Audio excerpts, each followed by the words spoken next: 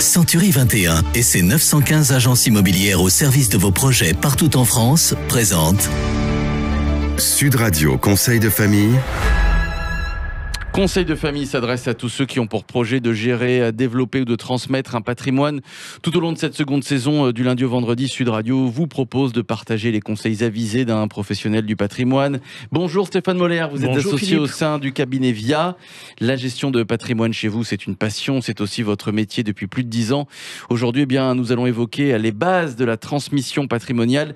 Stéphane, que devons-nous entendre par transmission patrimoniale ? Eh bien, la transmission patrimoniale consiste à transmettre toute ou partie de son patrimoine à ses ayants droit de son vivant. Et à quoi sert cette transmission anticipée ?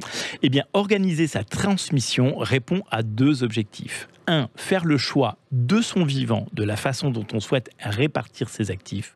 2. Anticiper le paiement des droits de succession et souvent les minorer. Concrètement, à qui ça s'adresse ? Eh bien, les problématiques de transmission s'adressent à presque tout le monde. Nous avons très souvent des biens à transmettre. Un peu de liquidité, des objets, des meubles, une résidence principale. Les solutions résident parfois dans un simple testament. Mais c'est quelquefois plus complexe et c'est là que le conseil en gestion de patrimoine intervient. Souvent en lien avec un notaire. J'imagine qu'il doit d'abord faire l'inventaire du patrimoine, c'est-à-dire le détailler, et bien comprendre qui sont les ayants droit, c'est-à-dire les bénéficiaires de ce patrimoine. C'est sans doute quelquefois compliqué en présence de familles recomposées. Et oui, il faut ensuite, il faut bien déterminer le bon schéma de transmission. Comme souvent, il y a plusieurs formules possibles et c'est au conseil en gestion de patrimoine de proposer plusieurs options de transmission à son client. Et il y a donc plusieurs possibilités pour transmettre du patrimoine. Oui, il y a beaucoup de façons de transmettre tout ou partie de son patrimoine de son vivant. Les solutions sont donc souvent simples à mettre en œuvre, mais nécessitent d'être bien comprises. Et cela fonctionne pour du patrimoine financier ou immobilier. Et on peut ne transmettre que la nue propriété, c'est-à-dire par exemple les murs d'un appartement et en conserver l'usufruit, c'est-à-dire le droit d'occupation ou les loyers. Mais on peut aussi transmettre la totalité des biens, c'est-à-dire la pleine propriété.